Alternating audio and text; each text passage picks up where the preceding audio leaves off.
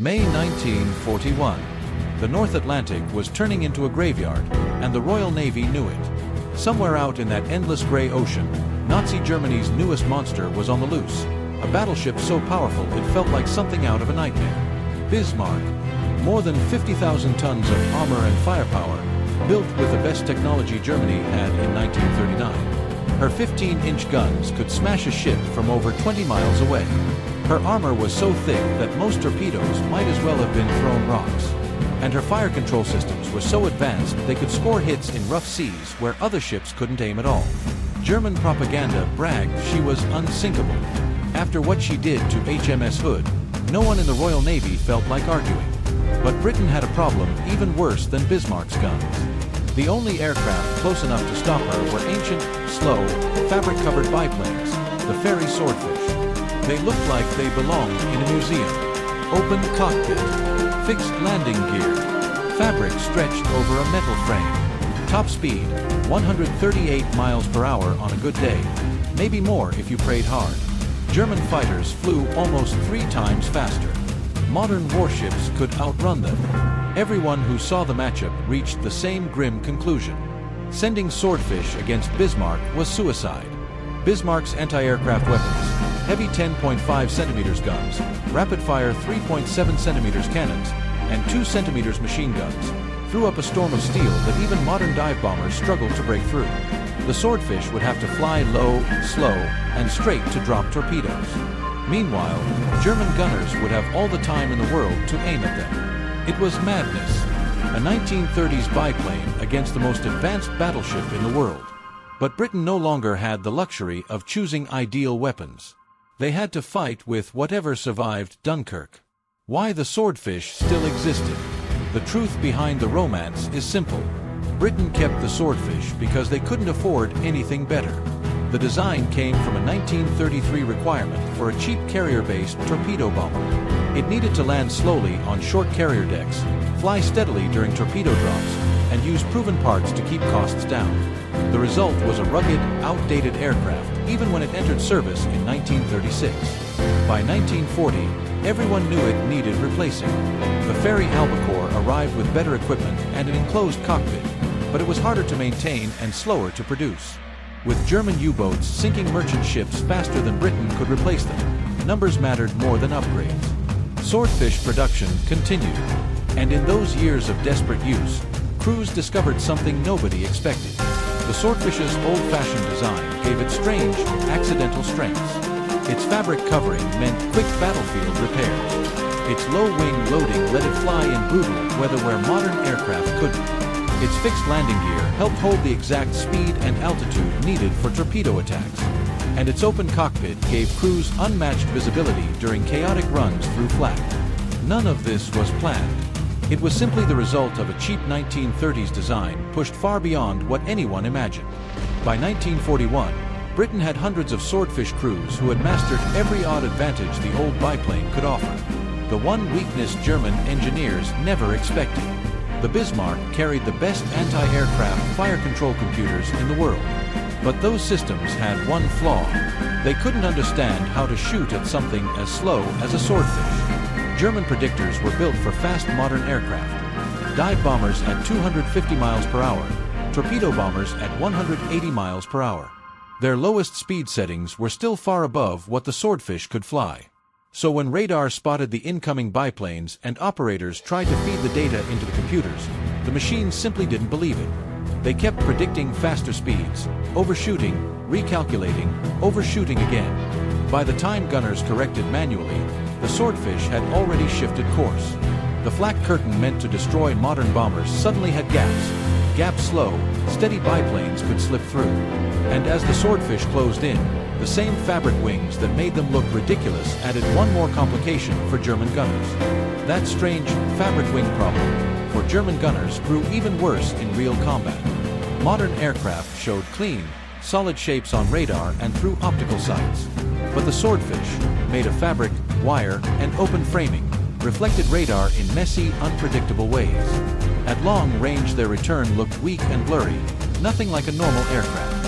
In low light or bad weather, their fabric wings blended into the gray sea and clouds far better than shiny metal planes. Searchlights and tracer fire that usually bounced cleanly off aluminum simply faded across wet canvas. And then came the North Atlantic itself.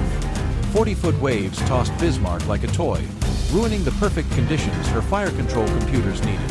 The German predictor expected stable decks and smooth movement. Instead, the battleship was pitching and rolling, making the computer's calculations worthless. Meanwhile, the Swordfish, lightweight, low-wing loading, extremely stable, rode the turbulent air with small, instant course changes. The predictors aimed at where the plane should be in 3 seconds. But the Swordfish rose, dipped, or slipped aside in random motions no mechanical computer could follow. Cold, wet air changed the fabric's moisture level and even its radar echo. Operators trained on normal aircraft suddenly saw confused, shifting returns. Is that an aircraft? Or weather? They weren't sure. And every second of hesitation helped the biplanes slip closer. The Swordfish didn't beat Bismarck through advanced tech. They beat her because they were so old that modern systems simply didn't know how to handle them. A strange kind of stealth born from obsolescence. And it only worked once. Once the Kriegsmarine understood the problem, they could recalibrate. But once was all the Royal Navy needed. The disaster in the Denmark Strait. That vulnerability became painfully important on May 24, 1941, 5:53 hours. HMS Hood, the pride of the Royal Navy, met Bismarck in the Denmark Strait. 6 minutes later, Hood was gone. Vice Admiral Lütjens had left Gotenhafen on May 18th with the heavy cruiser Prinz Eugen, beginning Operation Rainbow, the breakout into Atlantic convoy routes that British admirals had feared since Bismarck was launched. British intelligence detected the move, and cruisers Norfolk and Suffolk picked up radar contact late on May 23rd as the Germans crept through fog banks. Admiral Lancelot Holland closed in with Hood and the brand-new battleship HMS Prince of Wales. Together, their guns outweighed Bismarck's. The duel began at 25,000 yards. Hood raced forward to bring all turrets online. At 6 o'clock, Bismarck's fifth salvo hit. What followed is still debated, but the result was clear. Hood's midship magazines detonated. The explosion ripped her apart. She sank in under 3 minutes. Out of 1,418 men, only 3 survived. Prince of Wales fought on alone, scoring several hits but receiving heavy damage herself. Captain John Leach was forced to break off and shadow from distance. The Royal Navy was stunned. Hood wasn't just a ship, she was Britain's symbol of sea power. Losing her so quickly shook the entire Admiralty. Bismarck wasn't untouched. A 14-inch shell from Prince of Wales caused flooding and contaminated fuel forward. Captain Lindemann reduced speed, but the battleship remained deadly and headed for the convoy routes. Admiral Tovey reacted instantly. He mobilized everything: King George V, Rodney, Renown, carriers Victorious and Ark Royal, cruisers, destroyers, and Force H from Gibraltar. A vast hunt began. Then, in the early hours of May 25th, Bismarck slipped into a rain squall and disappeared. Suffolk lost radar contact. 3 million square miles of ocean swallowed her. Tovey now faced disaster. If Bismarck reached Brest or St. Nazaire by the 27th, Luftwaffe air cover would protect her. The British fleet was running low on fuel. They had roughly 30 hours to find and slow Bismarck before she escaped for good. Hope returned at 10:30 on May 26th when a coastal command Catalina spotted her 700 miles west of France. She was heading for safety at 20 knots. If she reached French air cover by dawn on the 27th, it was over.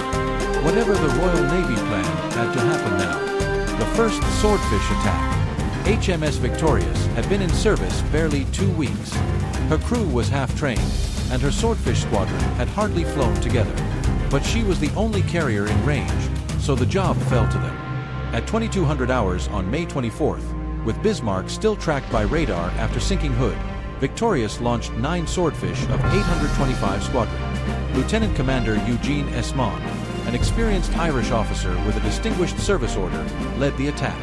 They flew into worsening weather, relying on Norfolk's radar vectors for guidance. Each Swordfish carried a deadly 18-inch Mark 12 torpedo, set to run deep enough to strike below Bismarck's thick armor belt. At around 2300 hours, Esmond's men found the German ships through the clouds. Bismarck opened fire at extreme range, filling the sky with tracers and flak. Esmond split his force, 6 from port, 3 from starboard, to divide the ship's defenses. It was perfect textbook strategy, carried out by crews with minimal combat readiness against gunners who had destroyed but only hours earlier. The Swordfish dived to 50 feet, pushing straight through the storm of fire. 1 torpedo hit. Sub-Lieutenant Kenneth Patterson's weapon slammed into Bismarck's starboard side, sending a huge plume of water into the night sky. Amazingly, every Swordfish survived. The crews returned through rain and turbulence, believing they had dealt a serious blow. They had not.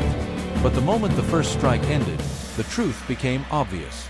Patterson's torpedo hadn't slipped under Bismarck's armor belt. It hit it square on. 12 inches of hardened steel and layered bulkheads absorbed the blast exactly as German designers intended.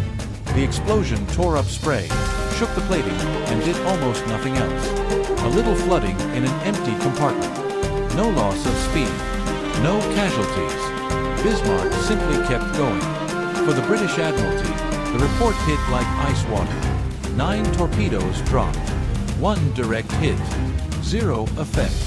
If a perfect strike couldn't hurt her, what could? Bismarck's armor plan was built precisely to defeat torpedoes, thick belts, void spaces, bulkheads, and internal subdivision. Only hits on her stern, rudders, or propellers could truly cripple her. And those were small, narrow targets on a battleship longer than 2 football fields. Hours later, she vanished again in fog and rain after Suffolk lost radar contact. For 31 straight hours, the Atlantic swallowed her whole. Fuel gauges aboard Tovey's pursuing battleships dropped toward empty. If Bismarck reached Brest or St. Nazaire, Luftwaffe cover would make her untouchable. Then salvation arrived at 10:30 on May 26th. A Catalina flying boat found her, 700 miles from France, running hard for safety. Britain had 1 day left to stop her. The only carrier in range was Ark Royal. Force H had raced 1,500 miles north from Gibraltar through brutal seas. Somerville pushed his ships so hard that engineers warned boilers couldn't take much more. By afternoon, Ark Royal was in range, but the weather was horrific. 40-foot swells, sheets of rain, gusts strong enough to flip a careless biplane. Perfect Swordfish weather. Lieutenant Commander Tim could lead the strike. 15 experienced crews, veterans of Taranto and Genoa. They knew what flying into a wall of German flak looked like. The first attempt went wrong immediately. At 14:55, 15 Swordfish launched with torpedoes set for Bismarck's draft. Sheffield was shadowing the battleship ahead, yet no one had clearly told the air crews she was in the area. When radar picked up a large silhouette, the Swordfish attacked. Sheffield's bridge realized the disaster seconds before impact. Recognition flares went up. The captain threw the ship into wild evasive turns as 11 torpedoes splashed toward her. Every single torpedo malfunctioned. Magnetic pistols detonated early or failed completely. Sheffield survived through luck, spray, and frantic helm action. The Swordfish returned to Ark Royal soaked, shaken, and humiliated. They had wasted their first chance and alerted any German listening posts. There was only one solution. Reload every aircraft, this time with contact fuses instead of magnetic ones, and launch again immediately. There would be no third chance. Bismarck would be under Luftwaffe cover by dawn. At 19:10, the Swordfish launched again into even worse weather. Wind over 40 knots. Visibility collapsing to a few hundred yards. Rain squalls that turned the world into a gray, shifting wall. Yet at 1940, Sheffield vectored them in, and Sub-Lieutenant John Moffat spotted the battleship, a dark shape bucking through the sea at 22 knots, every AA gun already aimed skyward. The flak was fiercer than Taranto. Tracer stitched the air. Proximity-fused 10.5 centimeters shells burst around the biplanes. Salt spray hit windscreens so hard pilots could barely see, could split the formation. Multiple attack angles. Multiple torpedo tracks. Bismarck tried to comb them, bow on, minimizing her profile. But the seas were too heavy for violent maneuvers, and the Swordfish were too slow and too steady to predict. 2 torpedoes hit. 1 midships on the port side, absorbed by the armor belt. Flooding, nothing more. The second hit at 21:15. No one could later say whose torpedo it was, Moffat's or Sub-Lieutenant Tony Beale's. but it struck the only place on the entire ship where a single hit could doom her. The port rudder.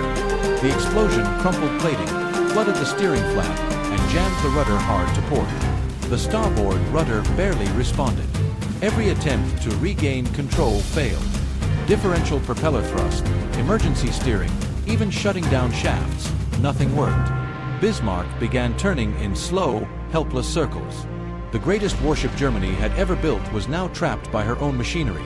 Forced to point north, directly back toward Tovy's battleships and away from salvation in France. Lütjens knew the truth long before midnight. Bismarck was no longer escaping. She was waiting. He radioed Berlin. Ship unmaneuverable. Expecting enemy attack at dawn. The British intercepted the signal. For the first time since Hood exploded, the Admiralty allowed themselves hope. At dawn on May 27th, King George V and Rodney found her. 18 heavy guns against 8. 2 intact battleships against a crippled one. 2 hours later, Bismarck was a burning wreck. Destroyer torpedoes delivered the final blow. She slipped beneath the Atlantic at 10:40. Only 115 of more than 2,200 survived. The Swordfish crews were already back aboard Ark Royal, soaked, exhausted, and patching fabric where flak had punched through. For them, it was just another mission completed. For Britain, it proved an unbelievable truth. The most powerful battleship afloat had been doomed, not by modern technology, but by obsolete biplanes flying through a storm.